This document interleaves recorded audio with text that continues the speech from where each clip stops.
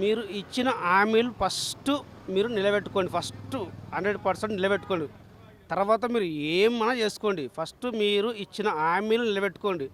First ఉన్న కేసీఆర్ గారు ఇచ్చిన హామీలు కూడా ఇంకా ఎక్స్ట్రా కూడా ఇచ్చిర్రు. పింఛన్లు కూడా ఇంకా పెంచుతా అని చెప్పిండు. ఎప్పుడో పెంచుతుండే కానీ మీరు పెంచుతలేరు. మీరు పెంచారు. మీ ప్రభుత్వం అయిపోయింది. అసలు మీరు ఇంకా నెక్స్ట్ ఎలక్షన్లో మీరు గెలవరా మీకే డౌట్ ఉంది. అందుకనే ఉన్నవన్నీ అమ్ముకుంటున్నారు, తింటున్నారు. మీకు అసలు ఎవరికి జీతాలు కూడా మీరు ఇస్తలేరు.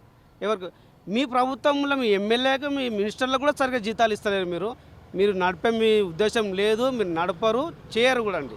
నేను కుళ్ళకు చెప్తున్నాను. ఎందుకంటే నేను హ్యాండిక్యాప్ను. మీరు పింఛన్లు ఇప్పుడు ఇస్తున్నారు. నేను గెలిచిన తర్వాతనే ఫస్ట్ సంతకం అని చెప్పారు. ఏదో బస్సులు అంటారు. ఆ బస్సులను పెట్టిరు, ఆ బస్సులు పెట్టిరు. మళ్ళీ ఇంకొకటి మళ్ళా వీళ్ళకు మళ్ళీ పెంచారు. ఎవరు మొగోళ్ళకు మళ్ళీ ఆల్రెడీ పెంచేసారు. ఆల్రెడీ పెంచారు.